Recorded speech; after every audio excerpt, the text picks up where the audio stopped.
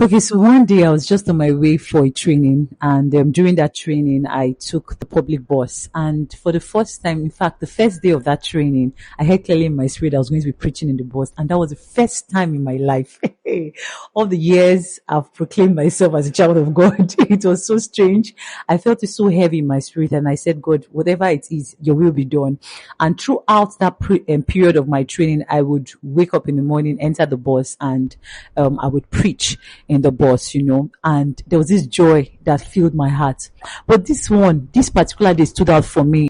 After preaching and praying and getting people to give their life to Christ, as I was about coming down, the conductor handed me back my money.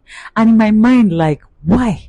The conductors, these drivers, sometimes you don't know that when God says teach the word, when God says preach the gospel, you might be thinking you're just speaking to the people or the co-passengers in the bus.